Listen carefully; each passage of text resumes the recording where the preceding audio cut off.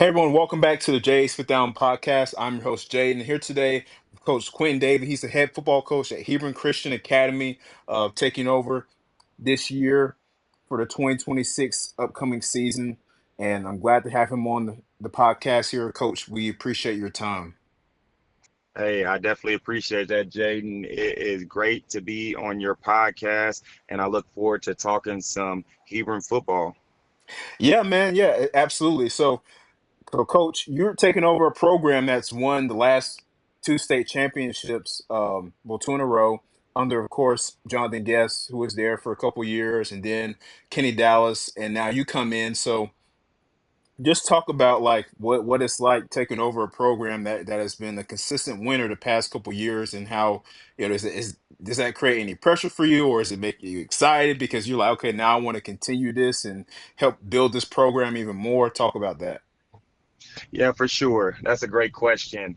I think when you talk about pressure and expectations, I don't think they really exist because the way that I was brought into the program, into this role, uh, I am fully here, not on my own merit, but I'm here fully on God's grace and His mercy in my life. So I stand on that and knowing that God brought me into this role.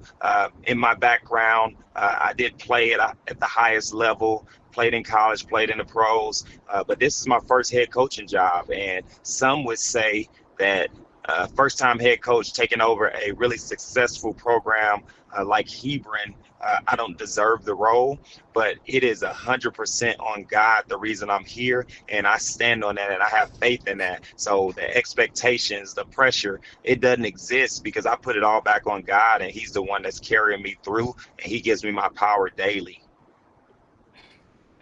Yeah, absolutely. And that's so right, man.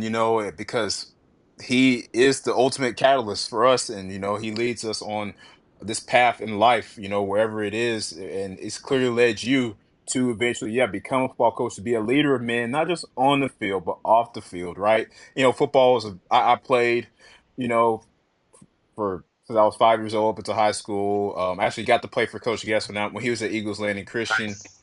Um, and but just football taught me so much, man. Like just, the brotherhood and just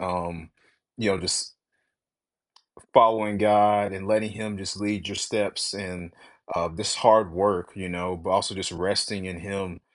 So I'm really glad that you told me that, because that's just so nice to hear that he's brought you on this journey of being a player and into a coach, right? Um, so you talk about you play in college, you play in the NFL, you play in the CFL. So talk about your experience playing, and like, uh, what did that teach you? As far as like now that you're a coach, or since you've been a coach, like what are some things that you've learned from your professional playing days that has spilled into your coaching career?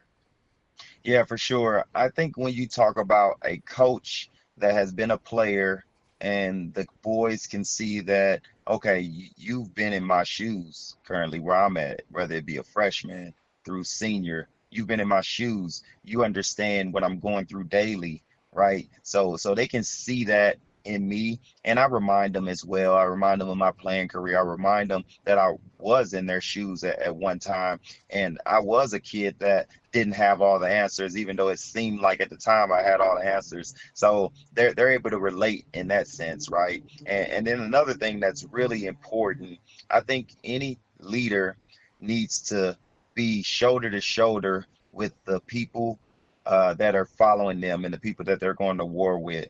And I'm able to do that in a sense of when we're in the weight room, we have a all football weight room class. When we're in the weight room, I'm in that weight room as well. When they're bench pressing, I'm jumping on the bench and bench pressing as well. When they're going crazy and yelling and getting the energy up, I'm doing the same thing as well. So I think my playing experience helps me to transcend time.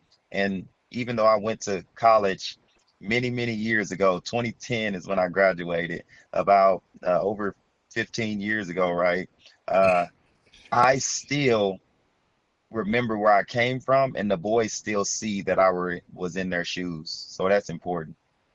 Yeah, absolutely. It's having that connection, right, with your players. They because I feel like, I remember at least when I was playing, I think it was important for me. It's like the connection, like with the coach and the player, like they've got to.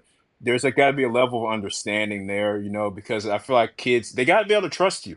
They Yep, got to trust you. They got to know that you got their best interests at heart in the program, and that that you're going to um, lead them and coach them to the best of your ability, and in return, of course, like they're going to play their absolute best and go out there, whether it's in the weight room or it's at practice or um even in film, like wherever it is, like just giving their absolute all. But they, in order to do that, I feel like it's like they gotta they gotta trust that you got their back, and that they want they gotta want to do that for you.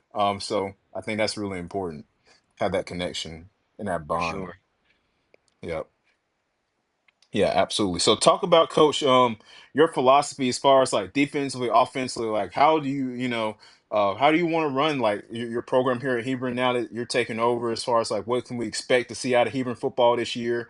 Um, like how what when teams line up against you guys on Friday nights, what will they see? Yeah, for sure. Well, stripping away scheme, because at the end of the day, I don't think scheme wins games. At the end of the day, I think the things that win games are these three things that I'm going to tell you. Is discipline, right? You have to bring out football players and young men that are disciplined on the field and off the field as well in life.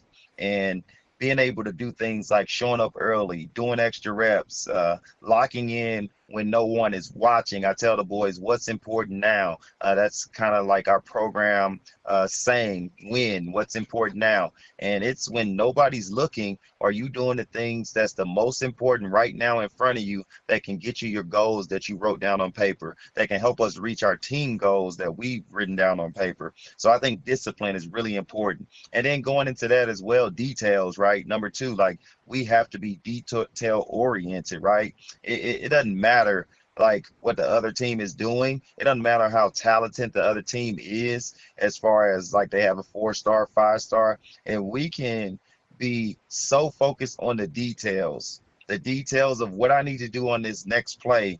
I think that alone beats talent, beats speed, beats strength any day. And also, if you are big and athletic, as well as having those details in mind, you end up having a lot of success. And then the third thing, I think this comes without question, especially when you talk about playing football in the state of Georgia, which I do agree with all of the experts that are saying Georgia is one of the best high school football states in America. I agree with that. You have to have toughness. And toughness isn't just hitting, right? It's how you respond to different situations, right? If we go down 2 touchdowns and we throw it in the bucket and say the game's over, that's a team that's not mentally tough, right? We got to have that mentality that even though we're down 2 touchdowns, we're going to keep paying attention to the details. We're going to continue to be disciplined in our assignment, and we're going to continue to have success if we have those three things in our program.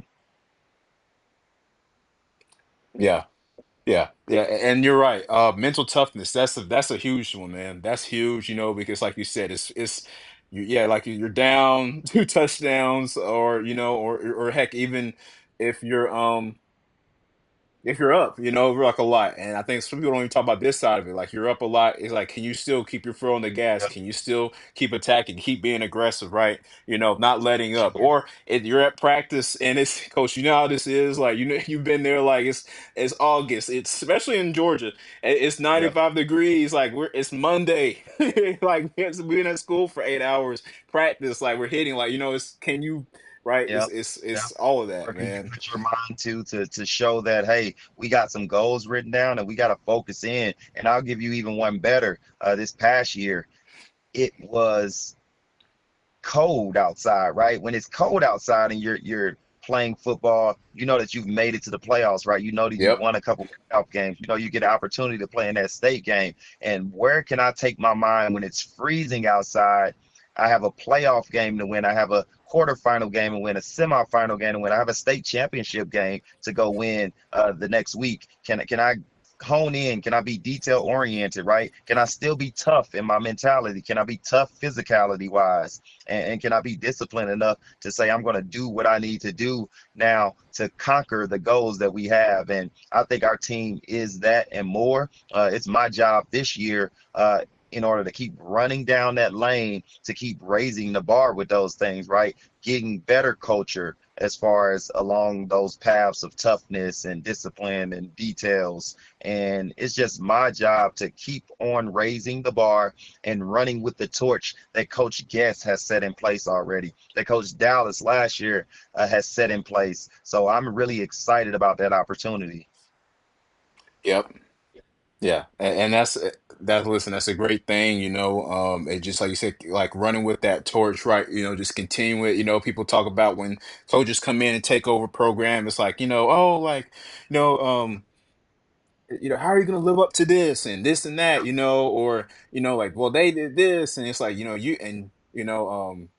how are you gonna coach your yeah, it's like, well, hey, like, God brought me here with this opportunity, and I'm going to um let him show me how to maximize it to the best of my ability, and you know just continue to, like you said, just run with what's already been set in place. And I think that's important, not just football but just in life, and the stones that God set in place for us, and just continue um to move through those. So Sure. uh yes.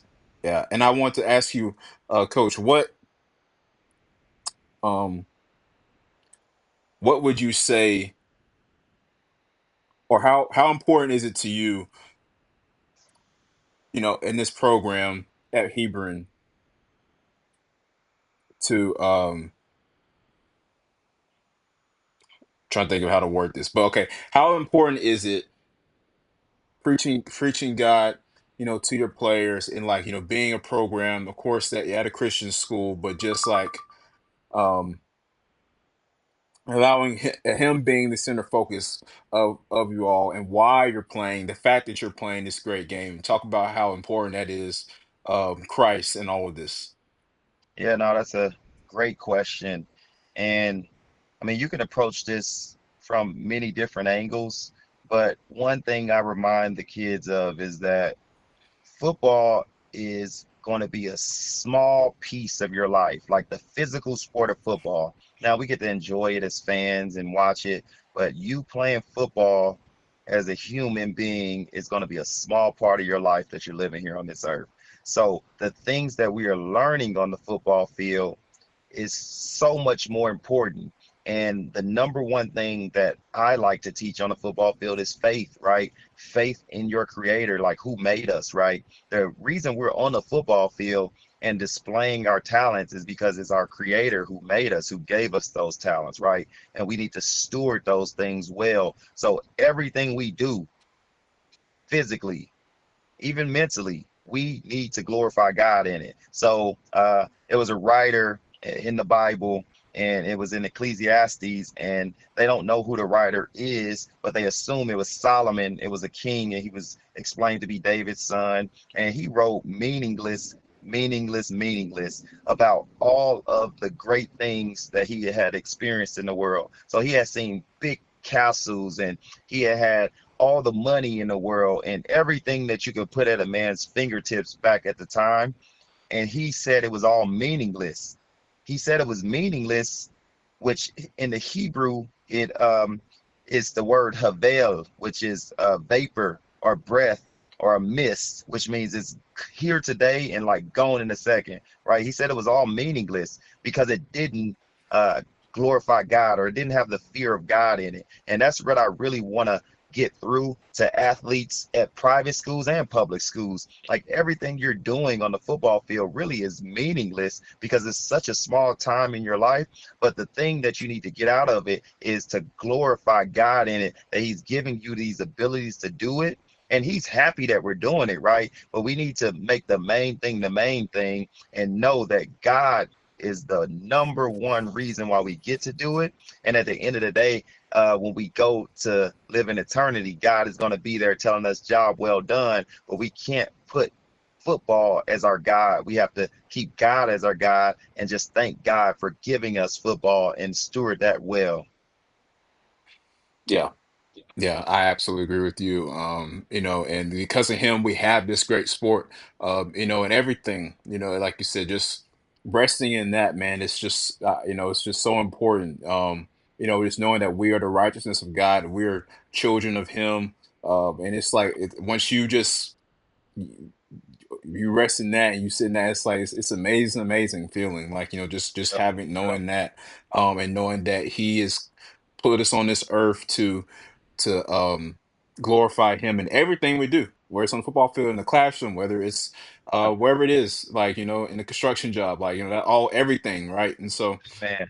Yeah, yeah, yeah. And thinking about that thought too, like wherever it is, right? Like your faith, it gives you meaning to everything you do in life. Going back to that Havel, that vapor or mist, meaning everything's meaningless. It gives you meaning when you have faith in a greater purpose and a greater God, because it's the way you treat people in your daily walk, right? How I treat somebody is how I treat anybody, right? If I'm treating the custodian a certain way, I'm going to treat somebody else just as bad if I'm treating the custodian bad, right? If I treat the custodian like he is the most amazing person in the world, that's how I'm going to treat everybody else. So your faith really drives a lot of things in your life outside of anything you do physically as well. So I agree with that.